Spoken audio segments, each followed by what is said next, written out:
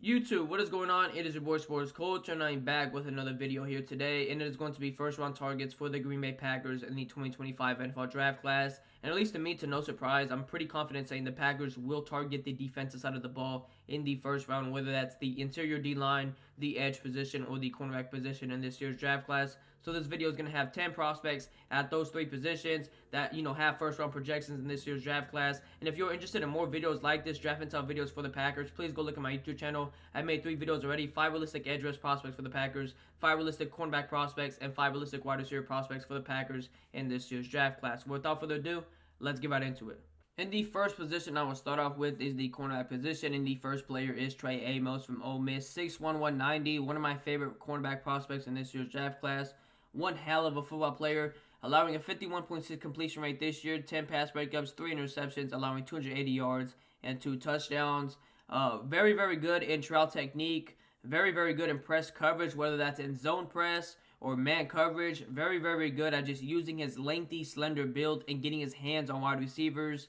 I think he has the second best ball skills at the cornerback position in this year's draft class, just my personal opinion. I think he's not afraid to come downhill and make tackles. I would like to see him, though, clean up his tackling, though. I think he sometimes doesn't wrap up fully or just completely tackles way too high. And at the next level, man, I mean, some of these guys are just big wide receivers or just big running backs, whoever you're going to be tackling, and they're not going to fall for that. But his playmaking skills and his just ball skills in general are very good. I think he's a better zone coverage cornerback than he is a man coverage cornerback right now. Just in my personal opinion, I loved when I seen on film when he was able to keep the play in front of him, keep his eyes on the quarterback and on the play, and just come downhill and make plays on the ball with his ball skills. So first cornerback prospect is Trey Amos from Ole Miss, one hell of a football player.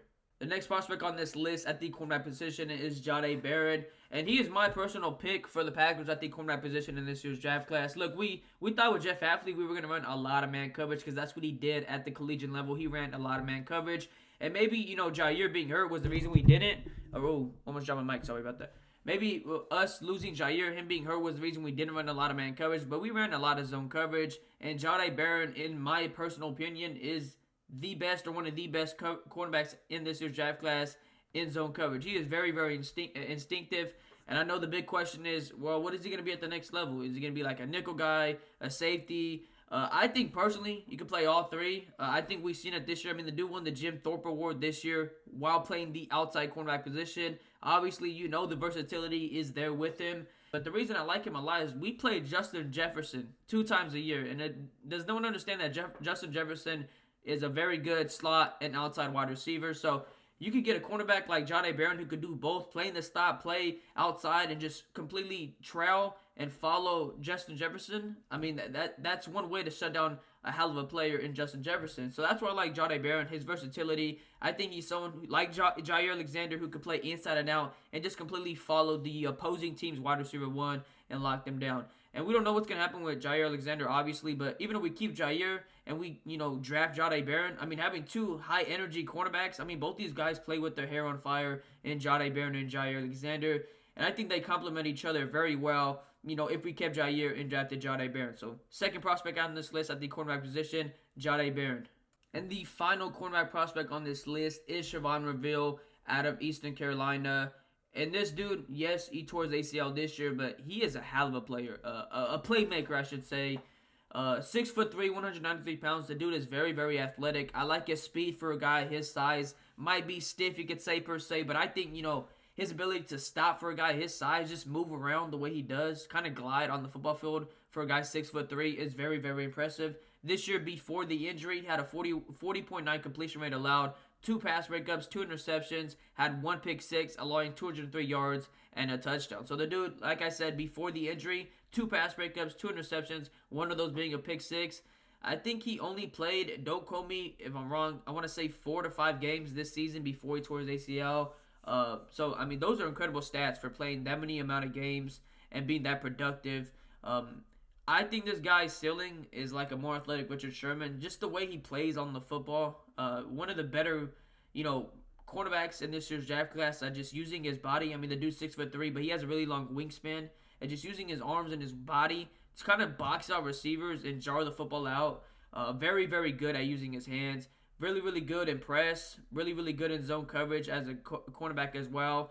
I think he's better right now, in my personal opinion, in zone coverage. I think sometimes in man coverage he does get too handsy, and I think at the next level he would probably get caught for a lot of PIs because he doesn't necessarily turn his head around a lot. But in zone coverage, he's able to keep the play in front of him, able to watch the receivers come to his zone, and I think that's where he's a hell of a lot better because this dude is really, really lengthy. He's really athletic, and he has some playmaking skills on the football. Very, very good ball skills for a guy his size. Siobhan Reveal, last prospect at the cornerback position on this list. The next position on this list is the edge rush position, and this is my personal pick for the Packers to target in the first round. I feel like there's so many good edge rushers in this year's draft class, so many good players on the D-line in general in this year's draft class, but I feel like after the top 6-7 guys in this year's draft class at the edge position, there's a bit of a drop-off in terms of talent and potential, and I feel like most of those guys will get drafted in the first round before probably even pick 20, so I feel like if the Packers get one of these guys, they have to run to the podium and select them. Just my opinion. First guy on this list, Nick Gordon, the edge out of Texas A&M, 6'4", 280 pounds. I like this guy a lot. I think he's the best run defender at the edge position in this year's draft class. Very, very good at holding the edge, very patient, very disciplined. Has some really good eyes at diagnosing where the ball is going. I think in terms of pass rushing, he's very, very good as well. Look up his name on Google. He has a very interesting build. Doesn't look like he'd probably be the fastest or like most finesse dude in the world, but he has some explosiveness and quickness for a guy that has a weird build. Off the line of scrimmage, he gets off the ball pretty good. Has some elite hand placement, really long and violent arms, so it helps him pass rush a lot. Has a really solid spin move. Uses a good amount of speed to like power very well. I just think he has to work at the next level. With his pad level, sometimes I feel like he gets high, especially in the later bits of the game. I feel like when his first move doesn't work initially, he just stalls. I mean, he doesn't have really think of a counter move per se. But I think those are things at the next level he's only going to learn and get better from. So, very, very good player. I think there's a lot to like about him in terms of pass rushing. He's only going to get better at pass rushing. But like I said, I think his run defense and what he brings in terms of run support at the edge position is very, very elite. And if the Packers selected Nick Gordon, who's falling in boards now, people are saying this guy's the 8th edge now when he was considered the 4th to 5th edge at the beginning of the year. It's just crazy to me. So the Packers get Nick Gordon, who's falling in boards. I'd be thrilled with that pick. The next edge rusher on this list is Jack Sawyer, the edge out of Ohio State, 6'5", 260. Kind of feels like a Packers pick. The Packers like these big body edges that are primarily power rushers, and that is Jack Sawyer. Very high IQ football player, very good run defender, very good at setting the edge, really good patience, really good eyes to diagnose where the football is going. Really high elite motor for the edge position. Like I said, he's primarily a power rusher, relies heavily on that bull rush, has some really good hand placement. Not going to be really the most twitchiest or bendiest or most explosive or quickest off the line for an edge rusher. But there's a lot to like about him. Like I said, just because I named those negatives doesn't mean I don't think he's going to be a good player, because I think he's going to be very serviceable. He has a very good high elite motor. I kind of think of him like Aiden Hutchinson minus the athleticism and explosiveness that Aiden Hutchinson has. This guy has a lot of, raw power, really, really good hand placement, and maybe doesn't have the longest wingspan for an edge, but sometimes just having regular raw power and really good hand placement is enough at the, next level. And I think he's only going to get better in terms of in terms of pass rushing. But very good high elite IQ football player, really good run defender, high elite motor. Jack Sawyer from Ohio State, very solid prospect. The next edge rusher and the final one on this list is Shamar Stewart, the other edge from Texas A&M, 6'6", 290. And he just feels, I know I said it about Jack Sawyer, but this guy just feels like a Packers pick.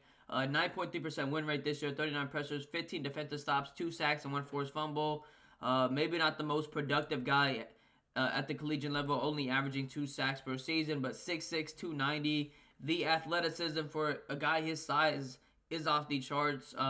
The potential is definitely through the ceiling. I definitely see what the Packers see if they draft a guy like Shamar Stewart, because maybe not the most productive guy like I said, but when you watch the film, man, his explosiveness, his quickness off the line, his bend and twitch, even though he's not going to be the most bendy and twitchiest guy in the world, but his bend and twitch for a guy being 6'6", 290 is very, very impressive, and his hand placement is solid. He has some pretty solid long arms as well, violent hands, and there's a lot to like about him in terms of pass rushing. Now, run defense-wise, I like to see him be better hold the edge a little bit better, be more patient, be a little bit more disciplined. But pass rush rise, I mean, it's through the ceiling if this guy could definitely, tune some things up at the next level. Reminds me a lot like Rashawn Gary, but I think this guy's a little bit more well-rounded. I think he's definitely better at speed rushing and power rushing than Rashawn Gary was coming out of college. And I just like the pick if they went this route. Like I said, I think he's definitely a project player, but I mean, most of the guys we have in the edge room are project players already.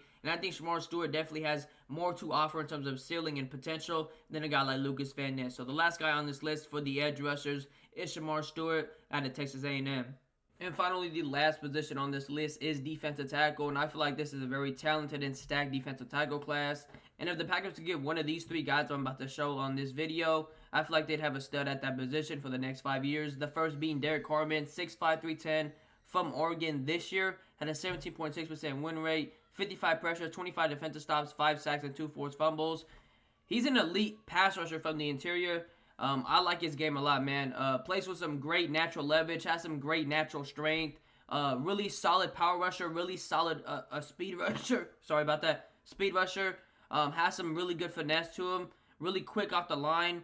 I'd say his biggest problems are maybe tackling. I don't think his tackling is the greatest. I think he misses some tackles. And I'd say, his motor is a little bit on and off, and then sometimes when he goes to sack the quarterback, he overextends or gets over-aggressive and completely runs himself out of the play. So those are the biggest, things to me that are concerning about his game. But besides that, I mean, the dude's a hell of a football player. Really solid run defender, in my opinion. I think he could definitely get better. But I think his eyes are really good. He could diagnose where the football's going. Like I said, though, his main game, in my opinion, is his interior pass rushing. Really solid at both aspects, power and speed rushing. Derek Carman, the first defensive tackle prospect on this list. The next defensive tackle prospect on this list is Walter Nolan out of Ole Miss. And Mason Graham's the best defensive tackle prospect in this draft class pretty easily, but Walter Nolan is easily my favorite defensive tackle prospect in this year's draft class. Dude could do it all. 6'4", 305, 10.3% win rate this year, 35 pressures, 32 defensive stops, and 6 sacks. And the one thing I like about him the most, man, is his IQ. Yes, his athleticism for a defensive tackle is off the charts. His lateral quickness, change of direction, just the dog mentality he brings in the trenches. But his IQ, man, for me, is why I'm a huge fan. You never really see him get out leveraged. He always stays in great leverage. Never really gets out of position. Never overextends when he tries to make plays on the quarterback.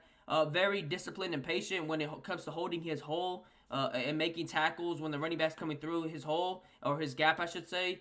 Just a very sound technical defensive tackle, and he's only going to get better at pass rushing. I think right now his pass rushing game is probably his, because I think right now he's a way better run defender, way better run support defensive tackle than he is a pass rusher. But I mean, with the athleticism he has, the quick feet, the fast and precise hands that he has for a defensive tackle, the raw strength he has, he's only going to get better at pass rushing. He's going to be a mismatch in the inside, and he's only going to get better when it comes to pass rushing. So Walter Nolan, the second defensive tackle prospect on this list, and my personal favorite in this entire draft class. And finally, the last prospect on this video and the last D tackle is Kenneth Grant out of Michigan, 6'3", 340. The guy's an athletic monster in the trenches. I think he has the lowest potential out of the 3 D tackles I've showcased, but I think he is the safest pick. Just a jack of all trades. I think he's a way better run support player than he is a pass rusher. But in 2024, I've seen a huge improvement in pass rushing, just from his quickness off the line and just overall speed and his hand placement. This year in 2024, at a 9.4 win rate, 27 pressures, 22 defensive stops, and 3 sacks.